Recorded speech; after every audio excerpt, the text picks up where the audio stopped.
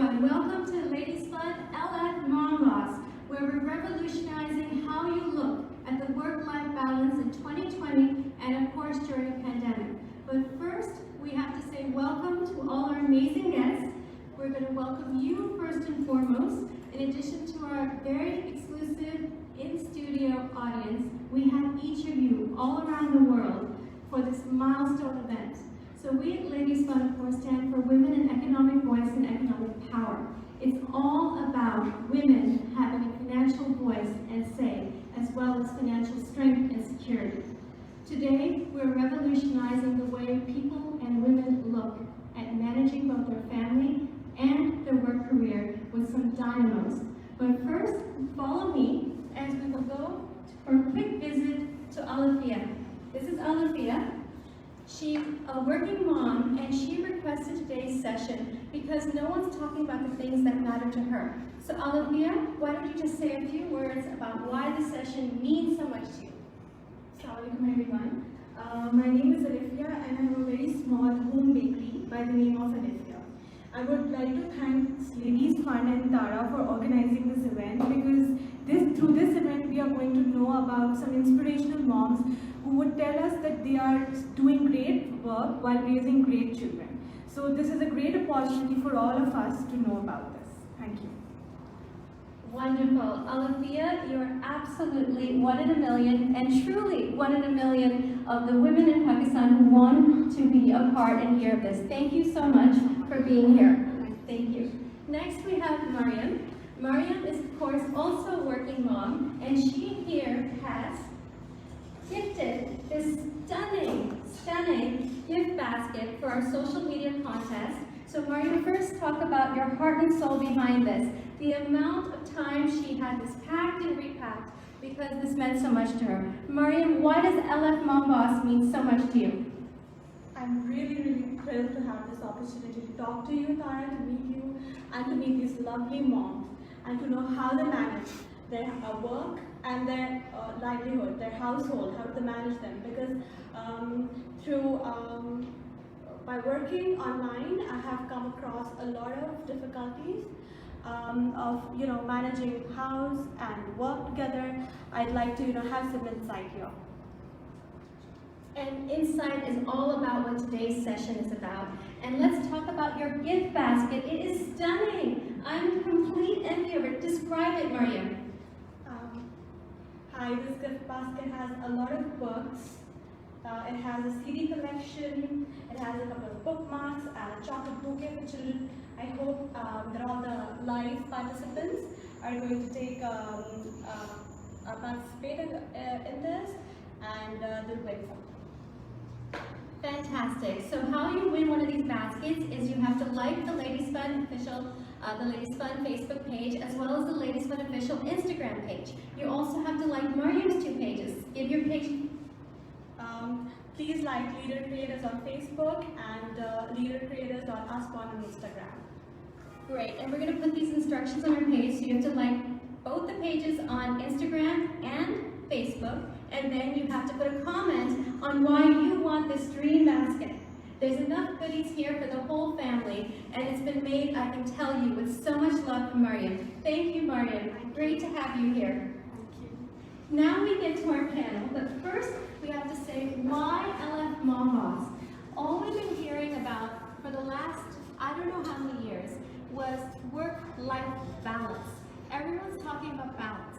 Then the next topic became juggling, and how to juggle these amazing experiences from work and life, but how to juggle them. So first was how to balance them, then became how to juggle them. Now in 2020, when the pandemic came, it became double shift. And everyone was talking about women working full-time at work, plus being school teachers to their children at home who weren't able to go to school. And so as all this talk about women being exhausted, women being exhausted means families being exhausted.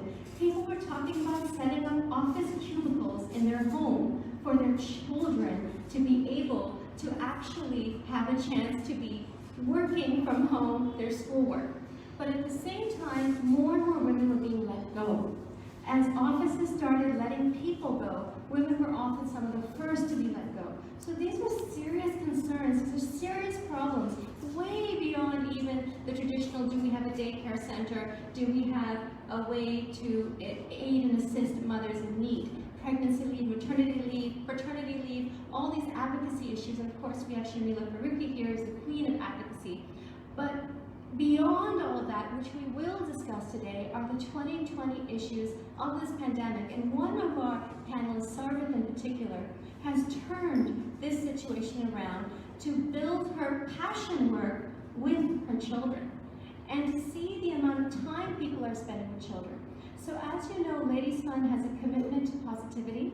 It always expresses the best and positive version of all Pakistani women and of Pakistan. And today we're going to talk about how these dynamic, amazing women, we're going to discuss with each other just how they build and keep their iconic careers, because they're not junior and they're not medium at their work. They are stars. Each and every one of them are the top of the fields they have, and we're going to learn from them together. So are you ready? Because I know I certainly am, and very, very excited. So first we're going to introduce Sharmila Faruqi, an MPA from the PPA, and also someone who is absolutely a stunning mother of Hussein. So Sharmila, why don't you introduce yourself in your own words so people can see how Sharmila sees Sharmila.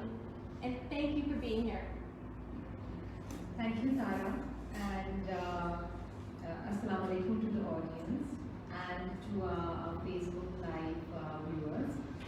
Thank you, Ladies Fund, for giving me this opportunity. And I know when Tara was lining me up for this event, I had a big question mark in my mind whether I will be able to make it to it eventually or not. Considering the fact that, we have so many things happening in our lives, and when I entered, I was just telling Tara that I almost cancelled this event because my 2.3-month-old son just fell down yesterday and bruised himself. So if this event would have been yesterday, I would have had to cancel it. But today is much better, so I decided to make it. So, these are the kind of perils that we as mothers, as career women face on a daily basis. But my name is Sharmila Faruqi. I am a politician. I am a member of the Sindh Assembly. And as Tara has already, posted my bio, I'm a working mother. And of course, I have not much help on my hand. I have a maid. I don't have my entire family here, so it's not like I'm living with my in-laws or my parents that I can leave my kid there and come back. And there's always this little guilt right at the back of my mind whenever I leave my kid and I go anywhere that I hope he's doing well. I hope he's fine. This is his food time. He's just woken up. Has he had his food? And Tara, when I was entering, Tara took away my phone. And otherwise I would have been like messaging here. Has he had his lunch? Because he gets up at this time around 5:30, just the time when I left home. So, and like when Tara was introducing these two lovely women out there, it takes a lot of passion to be working on something that interests you. Whether you're working from home, whether you're working from an office, whether you are a politician, whether you are a celebrity, you are an actor, believe me, every profession takes a lot from you. It is not easy. And sometimes I know when you were talking about balancing between work life, home life, and being a mom, I think there's no perfect balance that you can strike. There's no set formula that you're going to do this from 9 to 10, 10 to 11, nothing works. For me, someone like me, I don't know about Sarbat, but I can never plan anything in advance because something or the other always crops up. Somebody will fall sick, or somebody will fall down, or something will get cancelled, or something will come up. Our life is like that. So it takes a lot for you to keep that balance going, that system going actually, that where you have to keep your career going, where you have to take care of your kids, your home, because of course your husband is also one of your babies, and you have the biggest one and the naughtiest one, and the one who would not listen ever. So but we have that passion because we are career women, and we want to.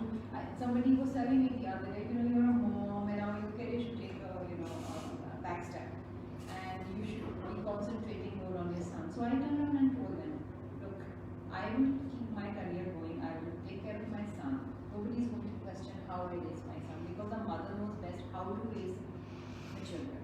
And there are always people who are questioning you that, you know, you don't give enough time to your child.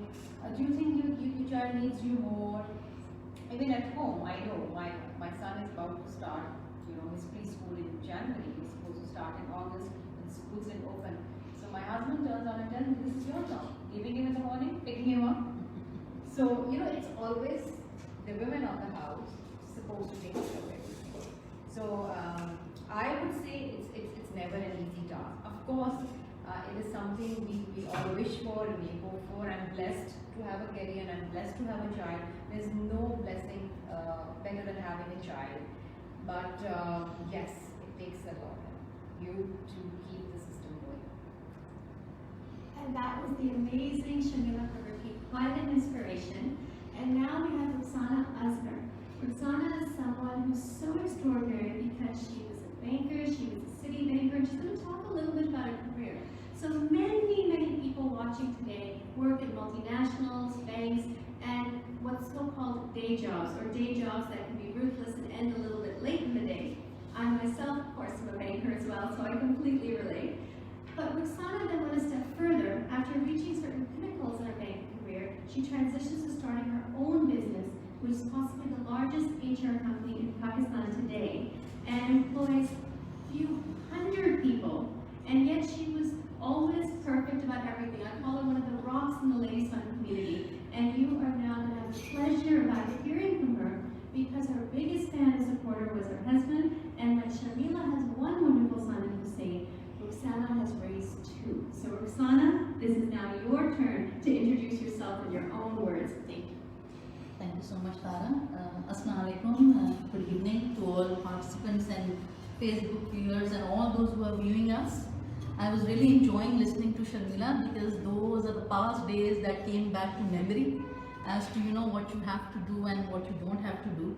But as Tara said, very luckily, I had an extremely supportive husband, a husband who changed his career because of mine. So that is quite extraordinary, really. Yes, and that was the strength that I got. Secondly, I was also blessed with having my parents with me throughout. My mom is still the real mom for my boys. I cherish that. I enjoy it very much. Personally, I've been doing HR for 36 years now. Started way back immediately after university. Got married, didn't give it up because my husband was in merchant navy. So he said, what are you going to do? Sitting home, carry on, and that became a career for me.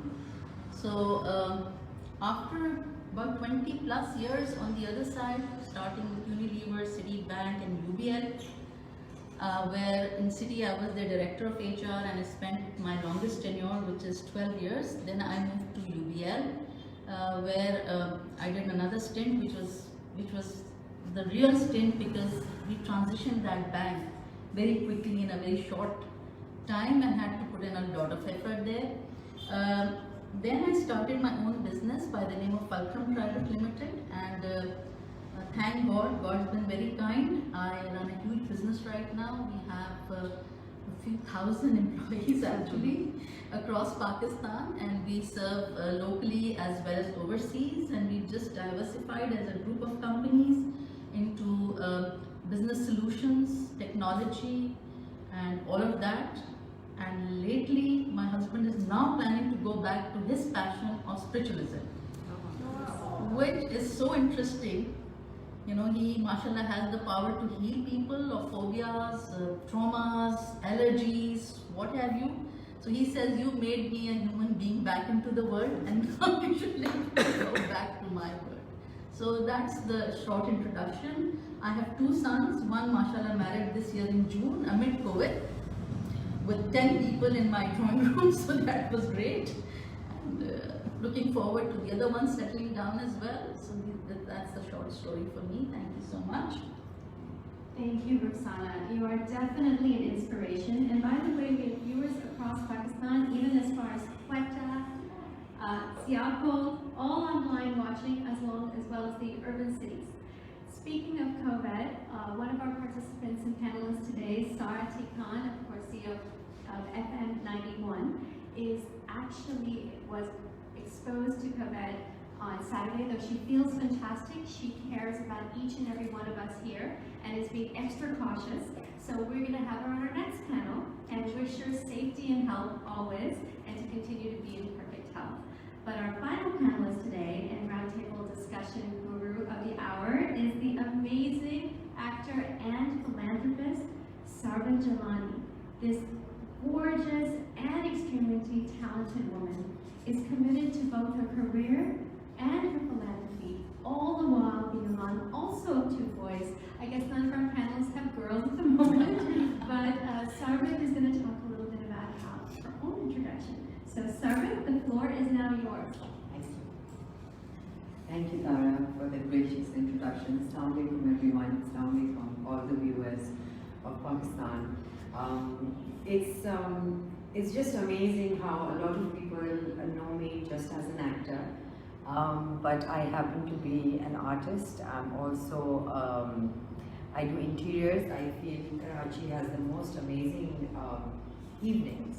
So I try and rope people into making their rooftop gardens, because I feel rooftop is a very amazing space that we generally don't tend to make use of. I'm also the ambassador for Special Olympics Pakistan. It's been my 6th year this year, and it's been a wonderful journey working with these special needs people. I gain my strength, my confidence, my courage, and my willingness, through these kids. And it's not nice to call them kids, because they are athletes and they are so strong. And even after having these obstacles in their lives, they still want to go and reach the goal and make themselves and their families in Pakistan proud. And I think that's just fantastic. They just don't give up. So I learn a lot from them. I'm also the ambassador for 3 child-related, you could call them departments in this hospital, which is in Karachi and now in Lahore also. And so yeah, it gives me a lot of pleasure to basically give back. Because I remember as a child, I was told that, there comes a point where you need to stop thinking about yourself and think about those people who can't think for themselves. So I thought, being a star, being a celebrity with having so many eyes and ears to myself, I have the platform to talk about the right things that are important, things that we are generally afraid to talk about. And women, empowering women through these talks. I'm also a motivational speaker, and I talk about women's rights, I talk about child abuse, I talk about a lot of these issues that surround us every day. And I'm always looking for avenues like Tara's to come and hear these exceptional women talk about themselves and learn something from them. Thank you. Thank you, Sarvan. Now keep in mind, we are online live right now. So all of you watching today, know that you are as much a part of this dialogue as everyone here. So put your comments, but also put your questions. We've got this laptop set up just so we can hear what you want to know and bring it and include it in this dialogue. And thank you for being a part of it, especially so many of you. So now we have a few beginner questions. These questions are so important because they talk about the realities. We heard also earlier from Alafia and Mariam, which talk about very real realities as well. So we'll begin with a very basic question to Shamila here. When you have been saying you already had this incredibly impactful and important career, not just for your own career growth, but for Sindh and Pakistan. Once Hussein was born, how did you evolve your work schedule, your day, because you have 9 months to plan, but the reality is never quite the same. So sort of how did it evolve? Because you're equally impactful and important to Sindh today and yet you managed to be a very loving, devoted, committed, and hands-on mom. Aren't you all as excited as we are to know the inner secrets of Shabila Faruqi's parenting work balance style? Here's our mom boss. Thank you again, Tara.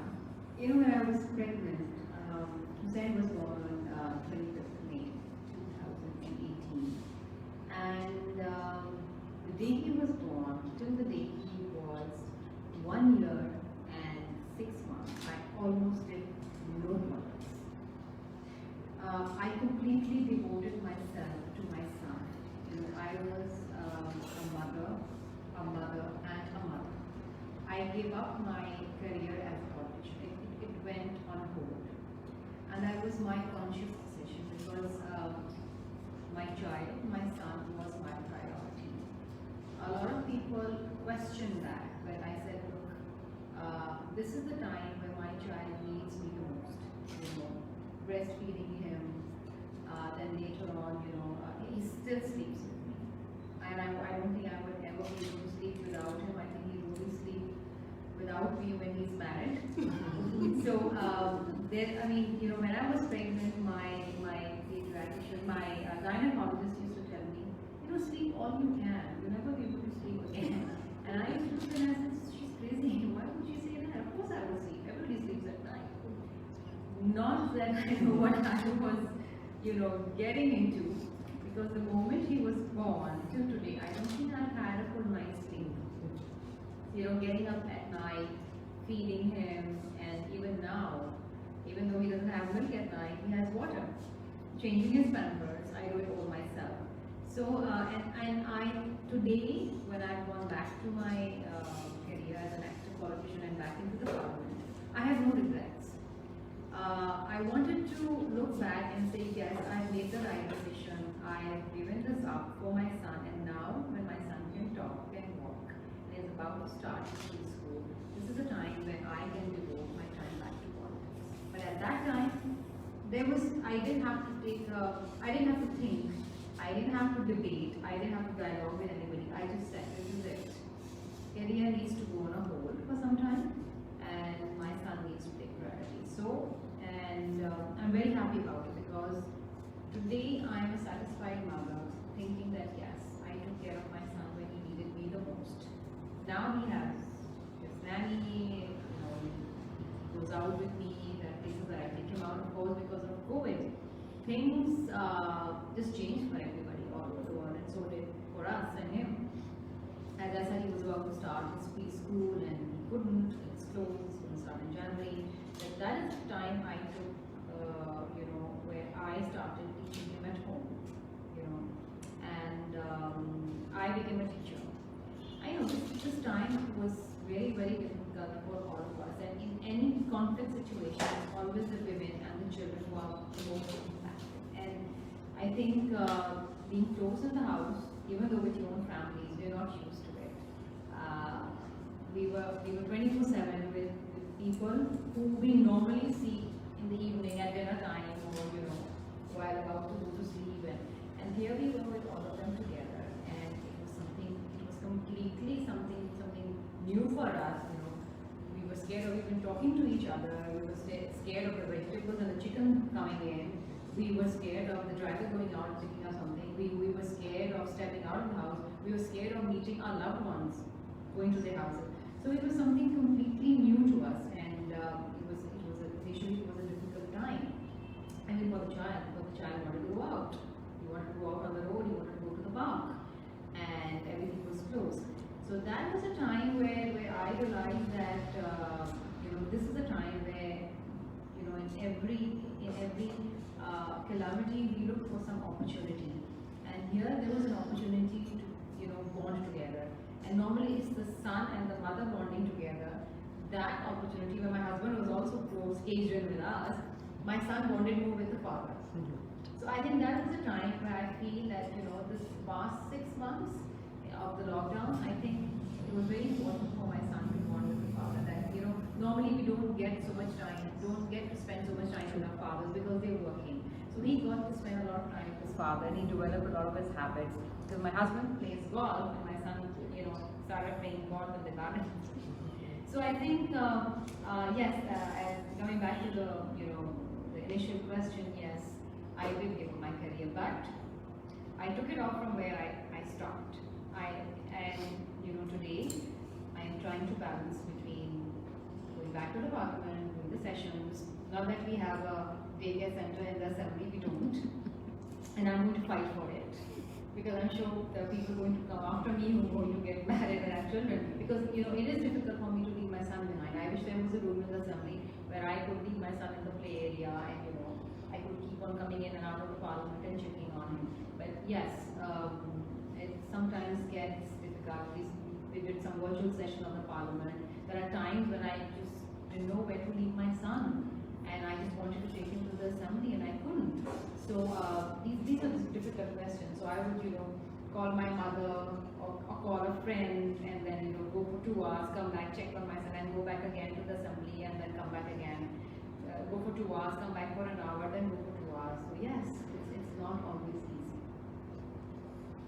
And we are certain that you'll be the one to get that daycare I in Parliament. And all of you watching today, do write to your own parliamentarians and mention that it's about time. It's about time. So we're getting more than 100 comments and they're just flying here. And one is from Komal Aruj, who asks Shamila, how does your son feel when you leave him for a long period of time? I think he feels horrible because mostly I don't leave before him because when he sees me dressed, he knows his mom is going out. So he goes, Mama, mommy, mommy, and that breaks my heart. So even today when I was leaving, he had just woken up. So I kind of hid in the other room and then I left from the front door because if he had seen me, he would have clung to me and he would have said, car ride. And I would have had to take him for a car ride. And if I hadn't reached here in time, Tara would have probably killed me. Because Tara started messaging from 5:35 onwards. So I'm petrified by you, by the way.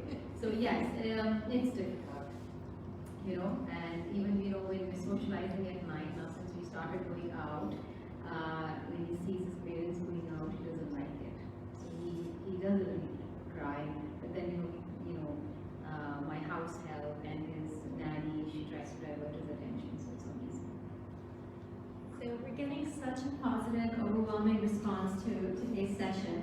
One of Alfia's other ideas, so we may do a part 2, is to bring moms with their kids, so there'll be no such problem because our Barak Center is, of course, very accessible for children. So we want to ask Roxana something really important. Well, Shamila could take a couple of years or a bit of time to bond with her child and then go back right away as MPA.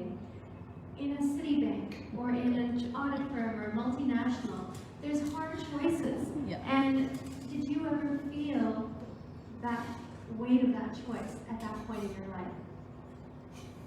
Thanks, Tara. Yes, Tara, I felt the weight a number of times. There were times when I thought, this is it, let's give it up and get back to a housewife. And there were times I could kill myself because my son would be down with mumps and I would have to take a flight, or they would be down with fever or something and I still had to take a flight because of the bank's work. So all of that made it very difficult, to juggle. But at the end of the day, tried to spend more and more quality time with the kids, whenever we could. When they would be off, we would go out of the country, be together. And that did make a lot of difference in our bonding. But yes, there were a lot of times that one felt that the mom role is more important than the boss role. And should we give it up or not? I worked throughout. Unlike Shamila, I wasn't that lucky to kind of give it a lapse because it was an extremely competitive world at that time. And going away for a year and a half meant going away. So getting back into the industry would be a tough thing to do. So those were the choices. But once again, because my husband kind of gave up his career, which was again merchant navy and being away for longer periods, like 8 months, 10 months on contract, that kind of helped a bit. And at least they had one parent there for them. So that made a difference. But at the same time, he then ventured into different things, which would obviously keep him busy and keep us going. So those have been extremely trying times. But when I think about it now and I talk to my kids, I think at that time they were not that happy. But now when we look back, we are like, that was the right thing to do. So I think once you start a journey and you get on with it, things do pan out, things do fall in place, and you have to have faith in yourself, your God, and the help that you have with you, whether it's your parents, your husband, the nannies, whoever. So things do fall in place, and it's good to have two of these younger mothers here and a lot of you who are facing this challenge versus where I am right now, where I have faced all these challenges. When I look back, I feel that was the right thing to do, to carry on with both of the options. Thanks, Dara. Thank you, Roxana. That was one of the main reasons you're here, to share that you felt it's worth it. Yeah. Because if you were looking back and saying, girls, no, now's the time to run one way or the other. But it was very much worth it for you. We're getting so many comments now about people sharing their own pandemic stories about being with their kids and the different bonding that took place, and lots of loving messages and so forth, and lots of people saying, go for that daycare center at the Parliament, Sharmila. And of course, Sarah. Now you are an actual bona fide star. And globally, once you're a star like you are, you can actually dictate the terms of when a movie takes place and so forth. It may not quite be the way here that you can decide everything unless you're producing the movie. But how do you go about deciding what opportunities you take? And do you ever say no? Is there a moment where you're holding back from your ambitions because you feel it's the right thing to do to focus on your family? Thank you, Tara. So I did Jawani Phir Nahi Aani part 1 when I was pregnant, and it was nice that I was married in the film, so the writer could add in that I am pregnant in the story also. When I did Jawani Phir Nahi Aani 2, I was pregnant again. So I think it was a lucky charm for the film also for me to get pregnant, and every time they were about to write the film, they're like, you better tell us before. But yeah, I think I've seen such amazing, exceptional women out there who are working, who are mothers, who are great housewives also, who are great parents, who are great everything. So I thought, why not? We should give it a shot and we should try it. So although it was not easy because I was in my 8th month, and I still remember I had to do a scene where we were sitting in the courtroom, and I had to sit on those, the lakdi ki jo patli benches hoti hai for 4 hours. And I had to sit for those 4 hours. And till the end, I had tears rolling down, and the director said, why don't you tell me, this is not, I said, but this is also work, it's okay. So it was a bit of both. So I think being a career woman does not mean that you are going to be a bad mother. I feel a lot of these misconceptions take place when you judge. And a lot of people think that because I'm going out for a shoot for 8 hours or something, I'm probably not the best mother to my children, which is actually quite the opposite. I feel that working women, not to generalize it, but what I've seen around, is that working women in fact try harder to compensate and to get away from the guilt. And every mother, if she steps away from, even if it's another room, there is guilt there. I know it. During the coronavirus, I got lucky, like Sharmila, where my youngest one was not getting enough time with his father. And this was the time they bonded. They have a love-hate relationship, and the older one just is in love with his father. So I just don't come in any category there, although I'm spending all the time with them. But it was amazing also because I bonded with my children in a completely new way, which I didn't even know existed. Going back to my art roots, I thought that it's, it just started with just a class or just a video of an arts and crafts activity. It turned into a 4-month arts and crafts activity which we did daily. And why I continued was because the kind of feedback that I got made me realize that a lot of mothers are struggling. If I am struggling as a mother to entertain my child 24 hours, then every mother is. And so I thought that if I am teaching them something and everybody else can be part of it, then why not? And we had a lovely time.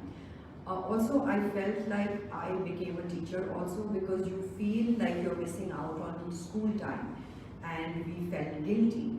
And so I felt like that. I used to fear teaching my kids a lot. I used to think, oh my God, bahut marhala hoga aur bahut mushkil hoga. But actually when I sat with them, it was so easy and it was so rewarding. Now when I have my kid going to school, and now they're closed again, but he was, the results were showing with his progress.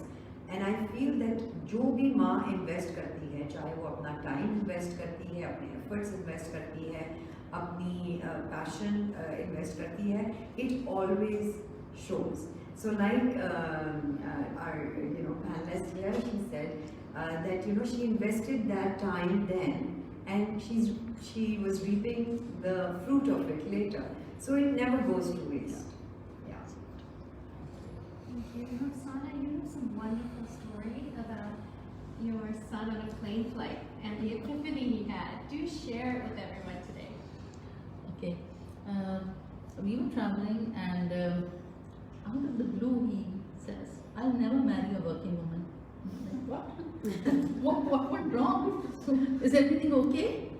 And he says, "Mom, they're never there, when we need them." And I was so shattered by that comment. He was, I think, 12, 13 years old, and I didn't know what to say or what not to say. But that kept with me for the longest of time. And then one day, when he's older and everything else, I said, "Sham, do you remember you saying that?" He says, "No, I don't remember saying that." So sometimes these things really come in your way, and you are at a paradigm whether this is the right thing to do or this is not the right thing to do. But I think also that kids, when they are that age, they also take that opportunity to blackmail you a bit. And that's very true, and they make you feel guilty, and that entire trip that you go through is more because, they kind of get more out of you and the rest, so it's there. But I think all said and done, now when I asked him, and this is the elder one, the younger one's married and settled, and he tells me, "No, but I want someone, like you and Baba, they should be partner completely in everything, in work, this, that, and the rest."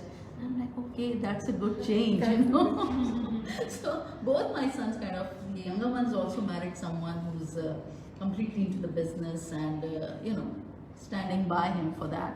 So I think it makes a difference. It makes a difference as to what they have seen, what they have grown through, and what they now want out of life, and they're more mature, more able to think clearly, and the rest. I think it always does pay off. Thank you for sharing that very significant story, because mom guilt works in many ways. One is the way that you just biologically or naturally feel it. Well, actually, the second way is when other people make you feel it. Yeah. And the third is, of course, when children deliberately make you feel it. So, Sharmila, why don't you talk for a moment about how you feel perhaps times have changed? Is mom guilt made, or I guess from others, less than it was before society?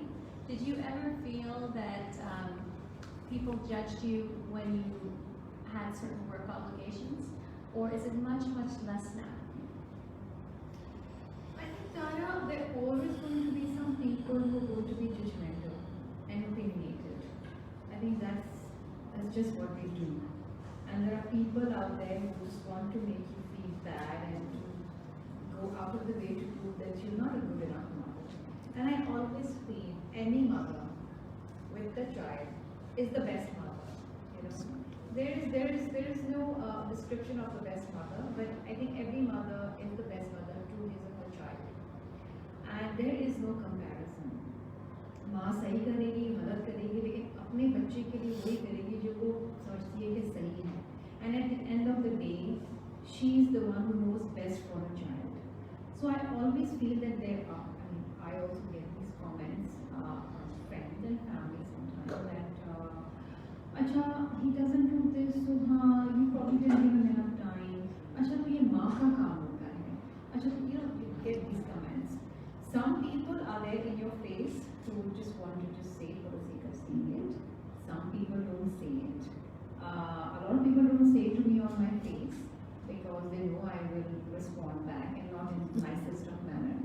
I sometimes get these comments even from my husband who says, I don't think you're spending enough time with your son.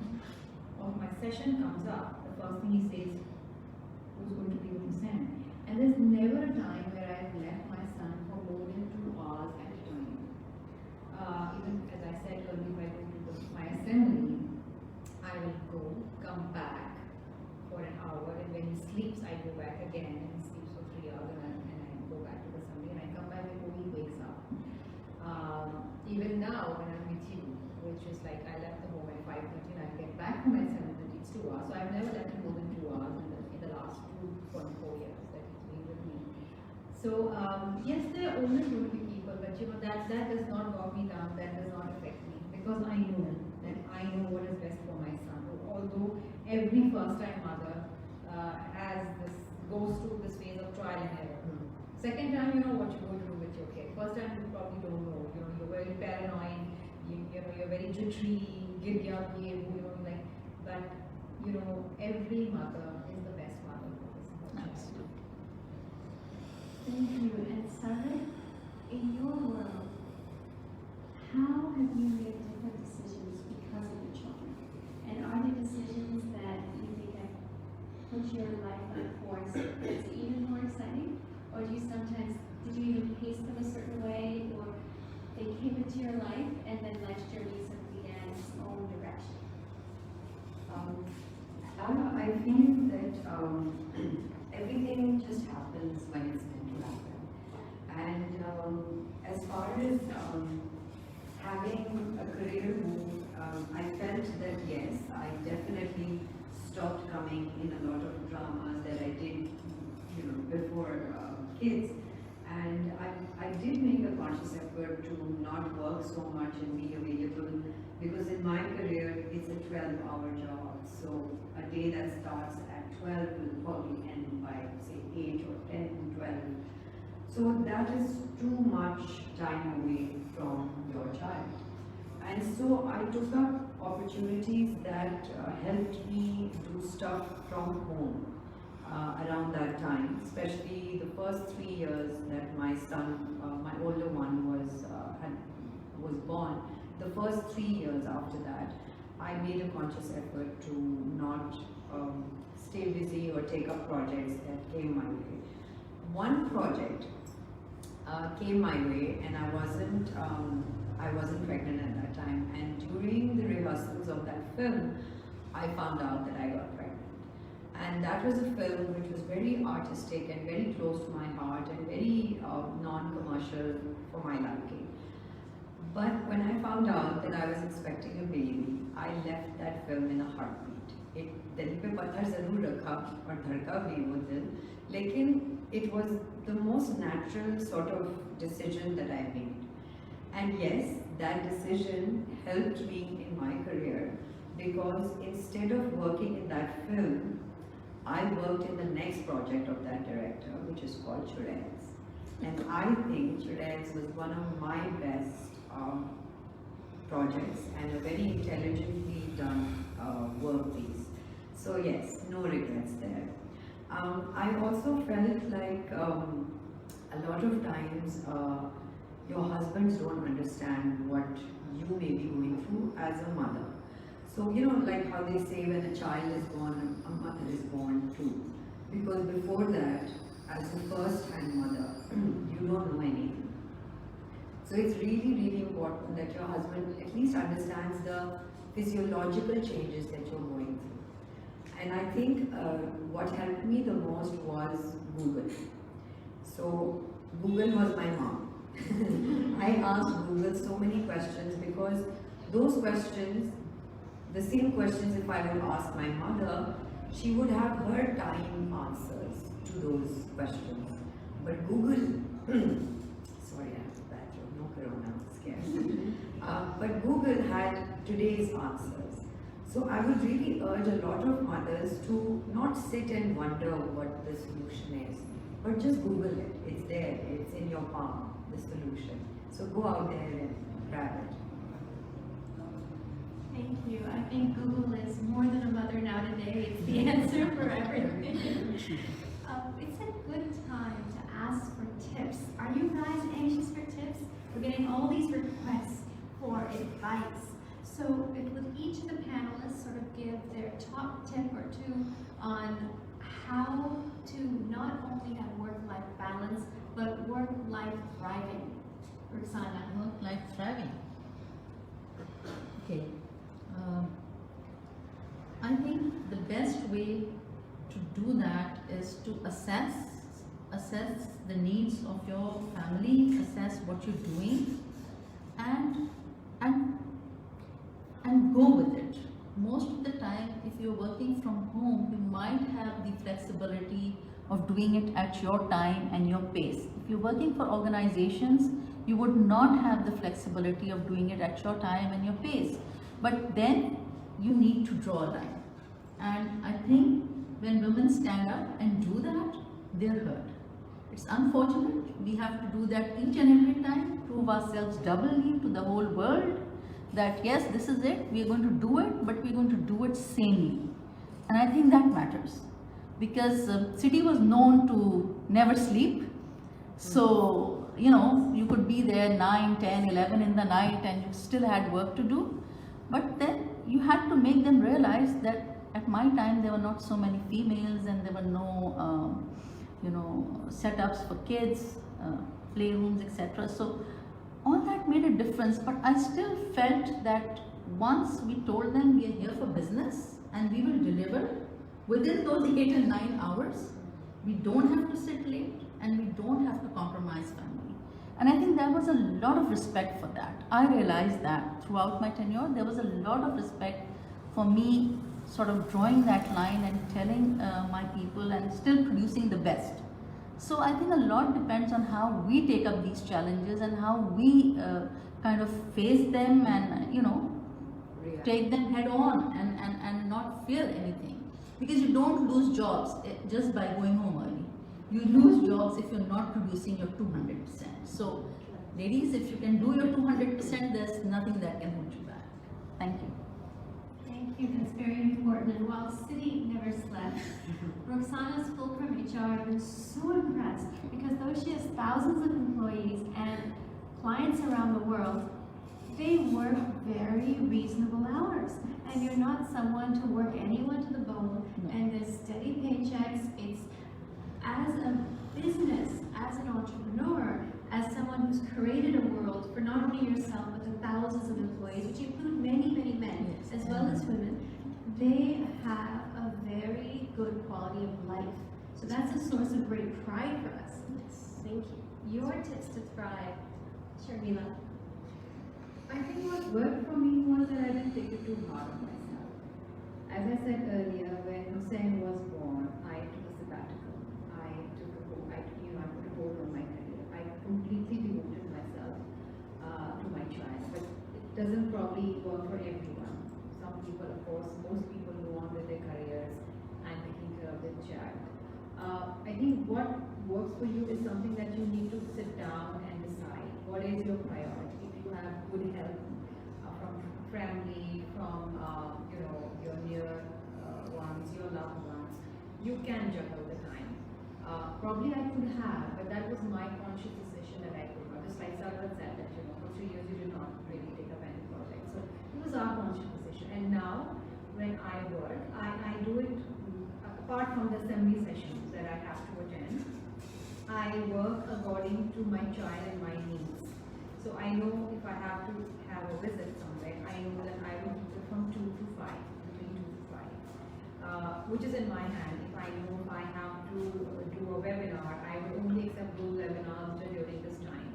If I have to do a television show from 8 to 9, I know I will not do anything 2 hours before because I want to be with my son. So if I'm doing an 8, there was a time I used to do shows from 8 to 9, 10 to 11, 11 to 12. Now I don't do that. I do probably do one show a day. Sometimes I don't do a show at all. If I have an assembly session and I'm coming back home late, then I will do it in the evening. So I think you need to work out what best suits you and your child and your family, because it's not only you and your child. There's a child's father, there's a family, there are social obligations, there are family obligations. It's just not the child.